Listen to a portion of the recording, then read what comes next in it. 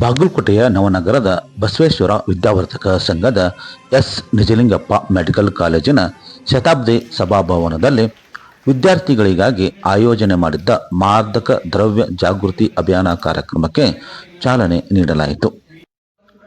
ಬೆಳಗಾವಿ ಉತ್ತರ ವಲಯದ ಪೊಲೀಸ್ ಮಹಾನಿರೀಕ್ಷಕರಾದಂಥ ಸಂದೀಪ್ ಪಾಟೀಲ್ ಅವರು ಚಾಲನೆ ನೀಡಿದರು. ಈ ಸಂದರ್ಭದಲ್ಲಿ ಮಾತನಾಡಿದ ಅವರು, ಮಾದಕ ದ್ರವ್ಯ ಮಾರಾಟ ಮತ್ತು ಸೇವನೆ ಅಪರಾಧ ಕ್ರಿಯೆಗಳಾಗಿವೆ. ಮಾದಕ ದ್ರವ್ಯ ಸೇವನೆ ವ್ಯಕ್ತಿಗತ ವ್ಯಸನವಾದರೂ ಇದು ಸಮಾಜಕ್ಕೆ ಮಾರಕವಾಗಿದೆ ಎಂದರು.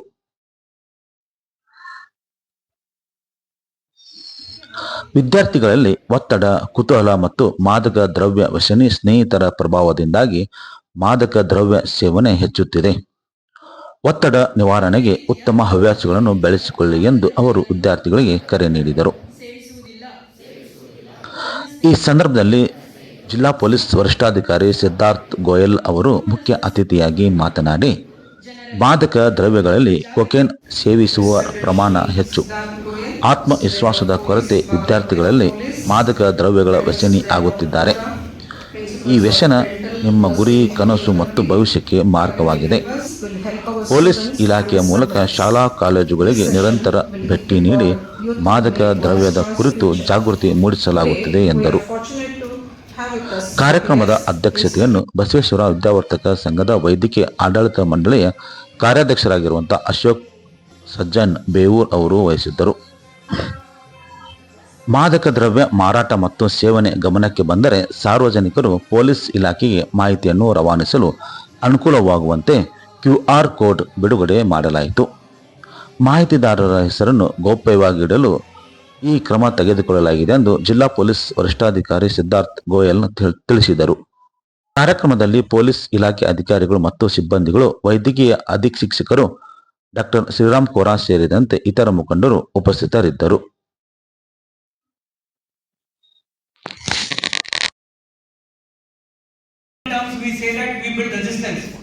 ಈಗ ಪೇನ್ ಕಿಲ್ಲರ್ ನಾವು ಡೈಲಿ ಒಂದು ಪೇನ್ ಕಿಲ್ಲರ್ ತಗೋತಾ ಇದೀವಿ, ನೆಕ್ಸ್ಟ್ ಏನಾದರೂ ಬಂದಾಗ we need 2 pain killers or we need twice a day or thrice a day. That is called tolerance. Dependence, to function daily I need to have that medicine. ಅದು ನಾನು ತಗೊಂಡಿಲ್ಲ ಅಂದ್ರೆ ನನಗೆ function normal person ತರ ಕೆಲಸ ಮಾಡಕ್ಕೆ ಬರಲ್ಲ. That is called dependence. Third is addiction. I know my health is deteriorating. ನನಗೆ ನಾರ್ಮಲ್ ಪರ್ಸನ್ ತರ ಕೆಲಸ ಮಾಡಕ್ಕೆ ಆಗ್ತಾ ಇಲ್ಲ. My life is deteriorating. ನನ್ನ ಬ್ಯಾಂಕ್ ಅಕೌಂಟ್ ಖಾಲಿ ಆಗಿದೆ. ಏನು ರಿಲೇಶನ್ಶಿಪ್ ಅಲ್ಲಿ ಇದೆ, ಆ ಪರ್ಸನ್ ಬಿಟ್ಬಿಟ್ಟು ಹೋಗಿದ್ದಾರೆ, ನನ್ನ ತಂದೆ ತಾಯಿ ನನಗೆ ಏನು ಸಪೋರ್ಟ್ ಮಾಡ್ತಾ ಇಲ್ಲ.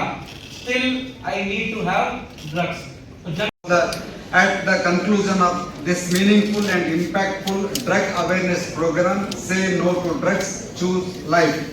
After listening to the enlightening and thought-provoking sessions delivered by our distinguished speakers, I am sure that each one of us has gained valuable insights into the serious consequences of drug abuse and the importance of making responsible choices of life. I also extend my sincere thanks to our guest of honor, Sri Siddharth Goyal, Superintendent of Police, Bagalkote District, for his guidance and for sharing his valuable perspective. Drugs doesn't affect only one individual. ಅವನ behavioural changes ಇಂದ ಅವನ ಮನೆಯಲ್ಲಿ problems ಆಗುತ್ತೆ. ಅದಾದ್ಮೇಲೆ ಒಂದ್ಸಲ drugs addiction ಆದ್ರೆ it is very very vicious circle out of which you cannot come out. ಈಗಾಗಲೇ ಒಬ್ರು ಮಾತಾಡುವಾಗ ಹೇಳಿದ್ರು, ಈಗ ಡ್ರಗ್ಸ್ ನಮಗೆ ಫ್ರೀ ಅಂತ ಯಾರು ಕೊಡಲ್ಲ, ದುಡ್ಡು ಕೊಟ್ಟೆ ತಗೋಬೇಕು. ಆಮೇಲೆ ನೀವು ಎಷ್ಟು ಅಡಿಕ್ಟ್ ಆಗ್ತೀರಾ ಅಷ್ಟು ನೀವು ಎಷ್ಟು ಬೇಕಷ್ಟು ದುಡ್ಡು ಕೊಟ್ಟು ಖರೀದಿ ಮಾಡ್ತೀರಾ, ಅದೇ ದುಡ್ಡು ಬರೋದಿಲ್ಲ. That is when you get into chain snatching, robbery. ಇದೆಲ್ಲ ನಾವು ಪೊಲೀಸ್ ಅಧಿಕಾರಿಯಾಗಿ ನೋಡಿರುವಂತ ಪ್ರಕರಣಗಳು. ಸುಮಾರು ಚೈನ್ ಸ್ನ್ಯಾಚಿಂಗ್, ರಾಬರಿ ಪ್ರಕರಣಗಳು ನಾವು ಆರೋಪಿಯನ್ನ ಹಿಡಿದು ವಿಚಾರಣೆ ಮಾಡಿದಾಗ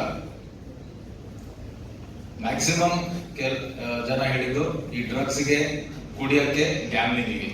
these are the 3 main reasons ಯಾಕೆ ಒಬ್ಬ ವ್ಯಕ್ತಿ ಅಪರಾಧದಲ್ಲಿ ಬರ್ತಾನೆ. ಸೊ ಈ ದಿನದ ಇಂಪಾರ್ಟೆನ್ಸ್ ಏನಿದೆ ಎಲ್ಲರೂ ಅರ್ಥ ಮಾಡ್ಕೊಳ್ಳಿ. ಇದು ಬರೀ 1-2 ಅವರ್ಸ್ ಕ್ಲಾಸಿಂದ ನಮಗೆ ಫ್ರೀ ಟೈಮ್ ಸಿಕ್ಕಿದೆ ಇಲ್ಲಿ ಬಂದೆ ಅಂತ ತಿಳ್ಕೊಬಿಡಿ. It is very very important. ಆಮೇಲೆ ಈ ಒಂದು ಸಂದೇಶ ನಾವು ಏನ್ ಕೊಡ್ತಾ ಇದೀವಿ ಇದನ್ನ ನೀವು ಮುಂದೆ ನಿಮ್ ಮನೆಯಲ್ಲಿ ನಿಮ್ ಬೇರೆ ಫ್ಯಾಮಿಲಿ ಮೆಂಬರ್ಸ್ ಇದ್ದಾರೆ, ಫ್ರೆಂಡ್ಸ್ ಇದ್ದಾರೆ, ಅವ್ರಿಗೂ ಕೂಡ ಒಂದು ಸಂದೇಶ ತಗೊಂಡು ಅಭಿನಂದಿಸ್ತೀನಿ. ಯಾಕಂದ್ರೆ launch very very innovative QR code. ಎಲ್ಲರ ಹತ್ರ ಇವತ್ತು ಸ್ಮಾರ್ಟ್ ಫೋನ್ಸ್ ಇದೆ. ಈ QR ಕೋಡ್ ಯೂಸ್ ಮಾಡಿ. ನಿಮಗ್ ಅನ್ಸ್ಬೋದು ನಮ್ಮ ಫ್ರೆಂಡ್ಸ್ ಬಗ್ಗೆ ನಾನು ಮಾಹಿತಿ ಕೊಟ್ರೆ ಹಿಂಗೆ ಅಂತ, ಬಟ್ ನೀವು ಮಾಹಿತಿ ಕೊಡ್ಲಿಲ್ಲ ಅಂದ್ರೆ you will be doing a very big disservice to. In fact ಯಾರಾದ್ರೂ ನಿಮಗೆ ಗೊತ್ತಿರೋರು ಡ್ರಗ್ಸ್ ತಗೊಳ್ತಾರೆ ಅಥವಾ ಗಾಂಜಾ ತಗೊಳ್ತಾರೆ, ಬಹಳ ಈಸಿಲಿ ಗೊತ್ತಾಗ್ಬಿಡುತ್ತೆ. ನಿಮಗೂ ಕರ್ಕೊಂಡು ಹೋಗ್ಬೋದು, ಬಾರಪ್ಪ ಅಲ್ಲಿ ಹೋಗ್ಬರೋಣ ಅಂತ. ಹಾಗೆ ಏನಾದ್ರು ಮಾಹಿತಿ ಬಂದ್ರೆ don't think you will be spoiling his life by giving information. In fact you may be giving him a new lease of life. So use that QR code. ಆಮೇಲೆ ಈಗಾಗಲೇ ಹೇಳಿದೆ, ಈ ಡ್ರಗ್ಸ್ ಪೊಲೀಸ್ ಇಲಾಖೆಯಿಂದ ಸಾಕಷ್ಟು ಸೀರಿಯಸ್ ತಗೊಂಡು ಆಲ್ ಓವರ್ ಕರ್ನಾಟಕ, ನಮ್ಮ ಕರ್ನಾಟಕ ಪೊಲೀಸಿಂದ ಸಾಕಷ್ಟು cases ನಾವು ಮಾಡಿದ್ವಿ. ಈಗಾಗಲೇ ನಂದು ಇಂಟ್ರೊಡಕ್ಷನ್ ಕೊಡುವಾಗ ಹೇಳಿದ್ರು ನಾನು ಎಲ್ಲೆಲ್ಲಿ ಕೆಲಸ ಮೆಕ್ಯಾನಿಸಮ್ಸ್. ಸಾಮಾನ್ಯವಾಗಿ ನಾವೆಲ್ಲರೂ ಏನ್ ತಿಳ್ಕೊಂತೀವಿ, ಗಾಂಜಾ ತಗೊಂಡ್ರೆ ವಿದಿನ್ 24 hours ಟೆಸ್ಟ್ ಆಗಿಲ್ಲ ಅಂದ್ರೆ ಬ್ಲಡ್ ರಿಪೋರ್ಟ್ ನೆಗೆಟಿವ್ ಬರುತ್ತೆ, ನಮ್ಗೆ ತೊಂದರೆ ಆಗಲ್ಲ, ಯಾರಿಗೂ ಗೊತ್ತಾಗಲ್ಲ. ಜಾಸ್ತಿ ನೀರು ಕುಡಿದ್ರೆ ಫ್ಲಶ್ ಔಟ್ ಆಗ್ಬಿಡುತ್ತೆ, ಯಾರಿಗೂ ಗೊತ್ತಾಗಲ್ಲ.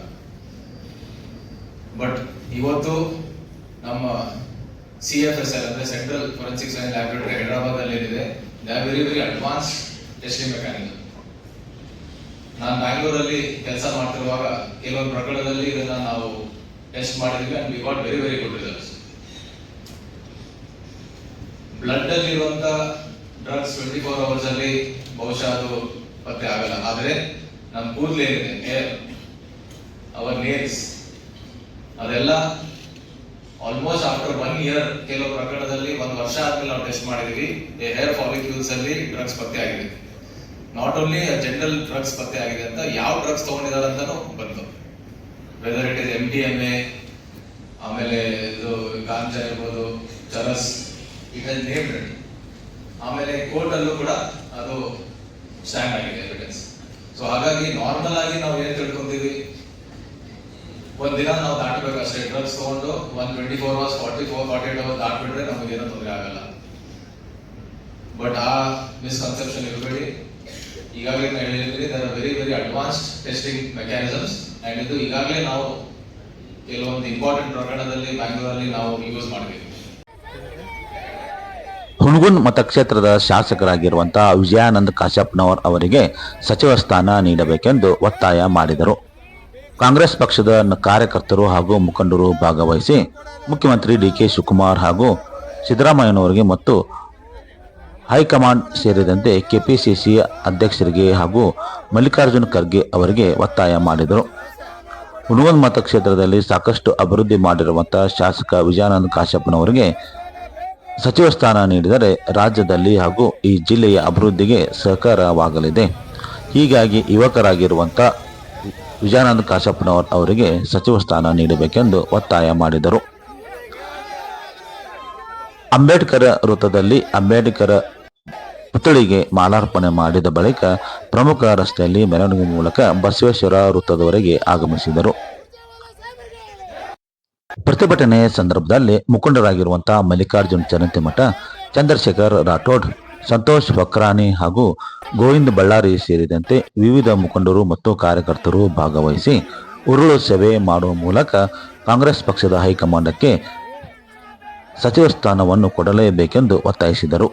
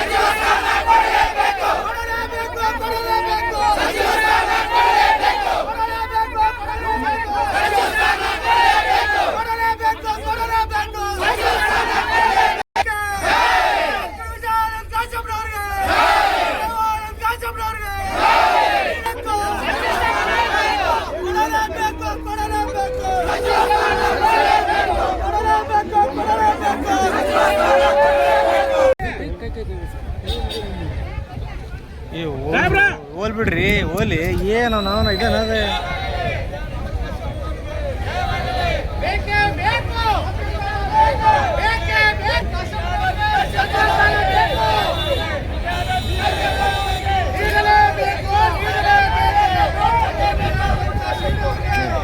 ನೋಡ್ರಿ ನೋಡ್ರಿ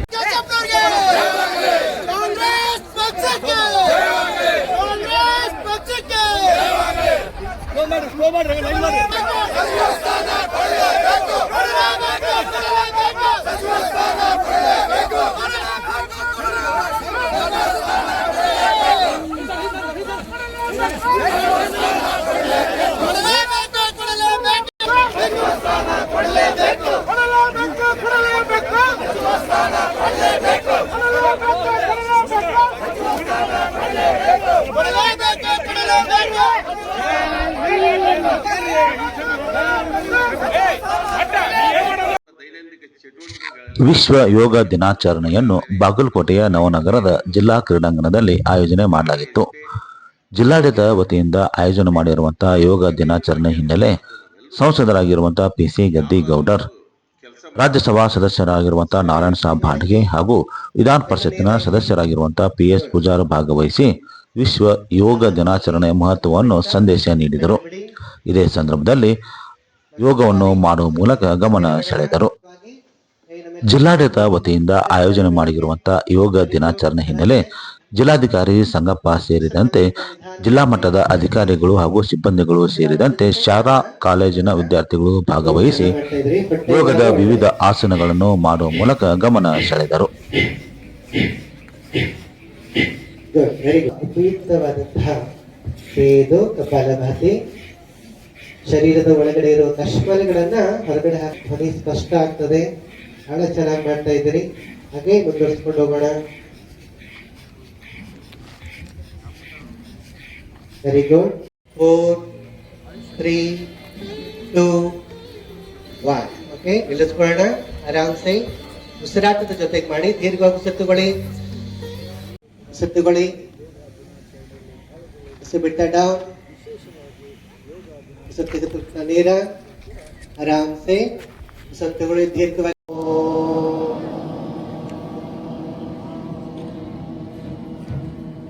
ವೆರಿ ಗುಡ್. ಕೈಗಳನ್ನು ಬಿಡಿಸ್ಕೊಳ್ಳಿ, ಕಾಲನ್ನು ಬಿಡಿಸಿ.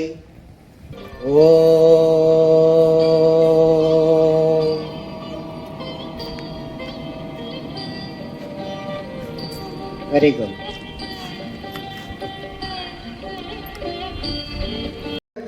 ಕೈ ನಿಧಾನವಾಗಿ ಬಿಡಿ, ಹಸ್ತ ಮೇಲ್ಮುಖ, ನಿಧಾನ ಕೆಳಗಡೆ ಕೈ ಬಿಡೋಣ. ಆರಾಮ್ಸೆ ಕಾಲುಗಳನ್ನ ಅಗಲ ಇಟ್ಕೊಳ್ಳಿ. ಬಹಳ ಚೆನ್ನಾಗಿ ಮಾಡಿದ್ರಿ. ಕೈ ನಿಧಾನವಾಗಿ ಪಕ್ಕಕ್ಕೆ ತೆಗೆದುಕೊಂಡು ಬನ್ನಿ. ಹಸ್ತ ನೆಲುಮುಖ, ನಿಧಾನ ಕೈ ಬಿಡಿಸ್ಕೊಳ್ಳೋಣ. ಹಸ್ತ ನೆಲುಮುಖ, ಕೈನ ಬಿಡಿಸ್ಕೊಳ್ಳಿ. ಈಗಾಗಲೇ ಜಿಲ್ಲಾ ಆಯುಷ್ ಅಧಿಕಾರಿಗಳಾಗಿರ್ತಕ್ಕಂಥ ಮಾನ್ಯ ಶೇಖರಯ್ಯ ಮಠ್ರವರು ಈ ಒಂದು ಯೋಗ ದಿನಾಚರಣೆ ಬಗ್ಗೆ ತಮ್ಮ ಪ್ರಾಸ್ತಾವಿಕ ಭಾಷಣದಲ್ಲಿ ಇದು ಹೇಗೆ ಪ್ರಾರಂಭ ಆಯಿತು ಅನ್ನೋದ್ರ ಬಗ್ಗೆ ಹೇಳಿದ್ದಾರೆ. ನಮ್ಮ ನೆಚ್ಚಿನ ಪ್ರಧಾನಮಂತ್ರಿಗಳಾಗಿರ್ತಕ್ಕಂಥ ಸನ್ಮಾನ್ಯ ನರೇಂದ್ರ ಮೋದಿರವರು ಯಾವತ್ತೂ ಕೂಡ ಆರೋಗ್ಯದ ಬಗ್ಗೆ ಹೆಚ್ಚು ಕಾಳಜಿಯನ್ನು ವಹಿಸ್ತಕ್ಕಂಥ ಒಂದು ಮನೋಸ್ಥಿತಿಯನ್ನು ಬೆಳೆಸಿಕೊಂಡು ಬಂದವರು. ಇಡೀ ಪ್ರಪಂಚದ ಕೇವಲ ಭಾರತವಷ್ಟೇ ಅಲ್ಲ, ಯಾಕಂತ ಹೇಳಿದ್ರೆ ನಮ್ಮ ದೇಶದಲ್ಲಿ ನಮ್ಮ ಪೂರ್ವಜರು ಇವತ್ತು ಯೋಗ ಅಭ್ಯಾಸಕ್ಕೆ ಬಹಳಷ್ಟು ಮಹತ್ವವನ್ನು ಕೊಟ್ಟು ಇವತ್ತು ಒಂದು ಯೋಗ ಇದು ನಮ್ಮ ಮಾನಸಿಕ ಹಾಗೂ ದೈಹಿಕ ಸದೃಢತೆಗೆ ಬಹಳಷ್ಟು ಅವಶ್ಯಕ ಅನ್ನೋದನ್ನು ಅರ್ಥ ಮಾಡಿಕೊಂಡಿರ್ತಕ್ಕಂಥ ನಾವು ಇದು ಪ್ರಪಂಚದ ಜನರಿಗೆ ಗೊತ್ತಾಗಬೇಕು, ಇದು ಎಲ್ಲರಿಗೂ ಇದರ ಲಾಭ ಆಗಬೇಕು ಅನ್ನೋ ಉದ್ದೇಶದಿಂದ ಅವತ್ತಿನ ದಿವಸ ಮಾನ್ಯ ಪ್ರಧಾನಮಂತ್ರಿಗಳು ಇವತ್ತು ಇಡೀ ಪ್ರಪಂಚಕ್ಕೆ ಏನು ಜೂನ್ 21ರಂದು ಇವತ್ತು ಆಯುಷ್ ದಿನಾಚರಣೆ, ಈ ಒಂದು ಯೋಗ ದಿನಾಚರಣೆಯನ್ನು ಆಚರಣೆ ಮಾಡಿ ಇದರ ಒಂದು ಮಹತ್ವವು ನಮ್ಮ ಜನರಿಗೆಲ್ಲರಿಗೂ ಗೊತ್ತಾಗಬೇಕು. ಇವತ್ತು ತಮಗೆಲ್ಲ ಗೊತ್ತಿದೆ, ನಾವು ಭಾಳಷ್ಟು ಮಾನಸಿಕವಾಗಿ ಬಳಲ್ತಿದ್ದೇವೆ, ದೈಹಿಕವಾಗಿ ಬಳಲ್ತಾ ಇದ್ದೇವೆ. ಇವತ್ತು ಮಧುಮೇಹ ಆಗಿರ್ಬೋದು, ಇವತ್ತು BP ಆಗಿರ್ಬೋದು, ಹೀಗೆ ಹಲವಾರು ರೋಗದಿಂದ ನಾವು ಬಳಲ್ತಾ ಇದ್ದೇವೆ. ಆ ಒಂದು ಕಾರಣದಿಂದ ಇವತ್ತು ಯೋಗವನ್ನು ಅಂದರೆ ಯೋಗಾಭ್ಯಾಸವನ್ನು ನಾವು ಭಾಳಷ್ಟು ಚಿಕ್ಕಂದಿನಿಂದ ಆ ಒಂದು ಸಾಧನೆ ಮಾಡ್ತಾ ಬಂದರೆ ಇವತ್ತು ನಮಗೆ ಆರೋಗ್ಯ ಚೆನ್ನಾಗಿರ್ತದೆ, ಮಾನಸಿಕವಾಗಿ ಸದೃಢತೆಯಿಂದಿರ್ತೇವೆ. ನಾವು ನಮ್ಮ ದಿನನಿತ್ಯದ ಕೆಲಸ ಕಾರ್ಯಗಳನ್ನು ಭಾಳಷ್ಟು ಲವಲವಿಕೆಯಿಂದ ಭಾಳಷ್ಟು ಉತ್ಸಾಹದಿಂದ ಮಾಡ್ತೇವೆ. ಹಾಗೆಯೇ ಒಂದು ನೆಮ್ಮದಿಯ ಬದುಕನ್ನು ಬದುಕ್ತೇವೆ ಅನ್ನೋ ಉದ್ದೇಶದಿಂದ ಇವತ್ತು ಈ ಒಂದು ಯೋಗ ಭಾಳಷ್ಟು ಮಹತ್ವವಾಗ್ತದೆ. ಈ ಬಾರಿಯ ಘೋಷವಾಕ್ಯ ಆರೋಗ್ಯಕರ ವೃದ್ಧಾಪಕ್ಕಾಗಿ ಯೋಗ ಅಂದರೆ ನಾವು ವೃದ್ಧಾಪ್ಯ ಜೀವನದಲ್ಲಿ ಇವತ್ತು ನಾವು ಆರೋಗ್ಯದಿಂದ ಇರಬೇಕು. ಯಾಕಂದ್ರೆ ನಿಮಗೆಲ್ಲ ಗೊತ್ತಿದೆ, ನಾನು ಹೆಚ್ಚು ಹೇಳಲಿಕ್ಕೆ ಬಯಸೋದಿಲ್ಲ. ಆರೋಗ್ಯಪೂರ್ಣ ಮನಸ್ಸಿಗಾಗಿ ಆರೋಗ್ಯಪೂರ್ಣ ದೇಹದ ಅವಶ್ಯಕತೆ ಎನ್ನುವಂಥದ್ದನ್ನು ನಮ್ಮ ಹಿರಿಯರು ಸಹಸ್ರ ವರ್ಷಗಳ ಹಿಂದೆಯೇ ಕಂಡುಕೊಂಡಂಥದ್ದು. ದೇಹ, ಮನಸ್ಸು ಮತ್ತು ಆಧ್ಯಾತ್ಮಿಕ ಬದುಕನ್ನು ಒಗ್ಗೂಡಿಸಿಕೊಂಡು ಬದುಕನ್ನು ಸಾಗಿಸುವಂಥ ಈ ಕಲೆ ನಮ್ಮ ದೇಶದಲ್ಲಿ ಹುಟ್ಟುಕೊಂಡಂಥದ್ದು. ಋಷಿ ಮುನಿಗಳು ಇದನ್ನು ಅಭ್ಯಾಸ ಮಾಡಿ ಸಾರ್ಥಕಗೊಳಿಸುವಂಥ ಒಂದು ಆ ಬದುಕಿನ ಪದ್ಧತಿ, ಜೀವನ ಪದ್ಧತಿಯನ್ನು ನಾವೆಲ್ಲರೂ ಅಳವಡಿಸ್ಕೊಳ್ಬೇಕನ್ನುವಂಥ ಹಿನ್ನೆಲೆಯಲ್ಲಿ ಇವತ್ತಿನ ನಮ್ಮ ಪ್ರಧಾನಿ ನರೇಂದ್ರ ಮೋದಿಜಿಯವರ ಒಂದು ನೇತೃತ್ವದಲ್ಲಿ ಅವರ ವೈಚಾರಿಕ ಒಂದು ಮಾಧ್ಯಮ, ವೈಚಾರಿಕ ಒಂದು ದೃಷ್ಟಿಕೋನದಿಂದ ಅವರು ಅಭ್ಯಾಸ ಮಾಡಿದಂಥ ಒಂದು ವಿಚಾರ ಲಹರಿಯಲ್ಲಿ ಈ ಕಾರ್ಯಕ್ರಮವನ್ನು ಪ್ರಾರಂಭ ಮಾಡಲಾಗಿದೆ. ಇವತ್ತು ಆರೋಗ್ಯಪೂರ್ಣ ಮನಸ್ಸು ಇರಬೇಕಾದ್ರೆ ಎಲ್ಲರೂ ಹೇಳುವಂಥದ್ದು ಆರೋಗ್ಯಪೂರ್ಣವಾದಂಥ ದೇಹ ಇರಲೇಬೇಕು. ಇವತ್ತಿನ ದಿನಮಾನದಲ್ಲಿ ಆರೋಗ್ಯಕ್ಕೆ ಹೆಚ್ಚಿನ ಮಹತ್ವ ಕೊಡಲಾರದೇ ಇರುವಂಥ ಹಿನ್ನೆಲೆಯಲ್ಲಿ ಭಾಳಷ್ಟು ರೋಗ ರುಜಿನಗಳು ನಮ್ಮನ್ನು ಕಾಡ್ತಾ ಇರುವಂಥದ್ದು ಕೂಡ ನಾವೆಲ್ಲರೂ ಅನುಭವಿಸ್ತಾ ಇರುವಂಥದ್ದು. ಈ ಹಿನ್ನೆಲೆಯಲ್ಲಿ ನಾವು ಯೋಗವನ್ನು ಅಭ್ಯಾಸ ಮಾಡಿಕೊಳ್ಬೇಕು. ಒಳ್ಳೆಯ ಬದುಕನ್ನು ಸಾಗಿಸುವಂಥ ರೀತಿಯಲ್ಲಿ, ಸಾರ್ಥಕ ಬದುಕನ್ನು ಸಾಗಿಸುವಂಥ ರೀತಿಯಲ್ಲಿ ಈ ಯೋಗದ ದಿನ ಪ್ರತಿಯಲ್ಲಿ ನಾವು ಮಾಡ್ತಾ ಹೋದರೆ ನಮ್ಮ ಬದುಕು ಸಾರ್ಥಕವಾದಂಥದ್ದು. ಅದನ್ನು ನಾವೆಲ್ಲ ಮನಗಂಡು ಈ ಯೋಗವನ್ನು ನಾವು ಕರಗತ ಮಾಡಿಕೊಳ್ಬೇಕು. ನಮ್ಮ ಪೂಜ್ಯ ಶಿವರುದ್ರ ಸ್ವಾಮೀಜಿಗಳು ಬಂದಿದ್ದಾರೆ. ಅದರ ಸಲುವಾಗಿ ಅವರು ಆಶ್ರಮವನ್ನು ಈ ಭಾಗದಲ್ಲಿ ಸ್ಥಾಪನೆ ಮಾಡಿರುವಂಥದ್ದು ಕೂಡ ನಮಗೆಲ್ಲರಿಗೂ ಮಾರ್ಗದರ್ಶಿ ಆದಂಥ ಒಂದು ವ್ಯವಸ್ಥೆ ಆಗಿದೆ ಅಂತನ್ನುವಂಥ ವಿಚಾರ ಈ ಸಂದರ್ಭದಿಂದ ಪ್ರಾರಂಭ ಮಾಡಿದರೂ ಇದಕ್ಕೆ ಸಾವಿರ ವರ್ಷಗಳ ಇತಿಹಾಸ ಇದೆ. ನಾವು ಕೆಲವು ಜನ ಯೋಗ ಮಾಡ್ತೇವೆ ಇವತ್ತಷ್ಟೇ. ಯೋಗ ಇದು ಕೇವಲ ಒಂದು ವ್ಯಾಯಾಮ ಅಲ್ಲ. ಯೋಗ ಇದು ಶರೀರ ಮತ್ತು ಮನಸ್ಸನ್ನು ಅತ್ಯಂತ ಸರಿಯಾಗಿ ಇಡ್ತಕ್ಕಂಥ ಜಗತ್ತು ನಮ್ಮ ಕಡೆ ನೋಡ್ತಾ ಇದೆ. ಈಗ ಯೋಗ ದೇಶದ ಪ್ರಧಾನಮಂತ್ರಿಗಳಾದಂಥ ಸನ್ಮಾನನೀಯ ನಮ್ಮೆಲ್ಲರ ನಾಯಕರಾದಂಥ ನರೇಂದ್ರ ಮೋದಿಜಿಯವರು ಈ ಯೋಗ ದಿನವನ್ನು ಪ್ರಾರಂಭ ಮಾಡಿ ನಮ್ಮ ದೇಶದಲ್ಲಿ ಅಷ್ಟೇ ಅಲ್ಲ, ಜಗತ್ತು ಇವತ್ತೆಲ್ಲರೂ ಯೋಗದ ಕಡೆ ಹೋಗ್ತಾ ಇದ್ದಾರೆ. ಎಲ್ಲವೂ ಔಷಧಗಳಿಂದ ಗುಣಪಡಿಸಲಿಕ್ಕೆ ಸಾಧ್ಯ ಇಲ್ಲ. ಅನೇಕ ರೋಗಗಳು ಯೋಗದಿಂದನೇ ಕಡಿಮೆ ಆಗ್ತದೆ ಅನ್ನತಕ್ಕಂಥದ್ದು ಅನೇಕ ಜನ ಸಿದ್ಧ ಮಾಡಿಕೊಟ್ಟಿದ್ದಾರೆ. ಅದು ಸತ್ಯವೂ ಕೂಡ ಇದೆ. ನಮ್ಮ ಆಯುರ್ವೇದ ಇದಕ್ಕೆ ಸಾಕ್ಷಿ.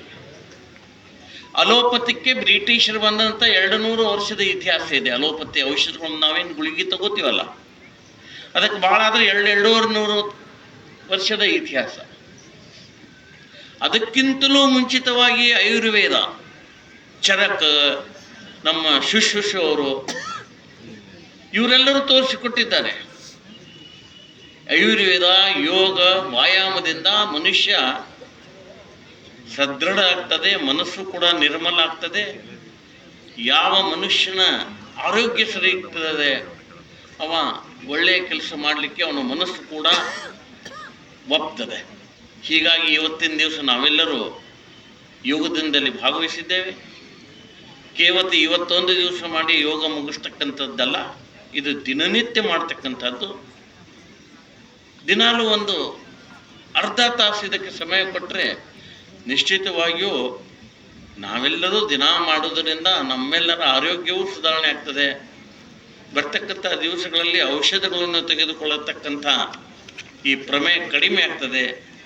ಯೋಗ ದಿವಸ ಎಲ್ಲರಿಗೂ ಶುಭವಾಗಲಿ. ನಾವೆಲ್ಲರೂ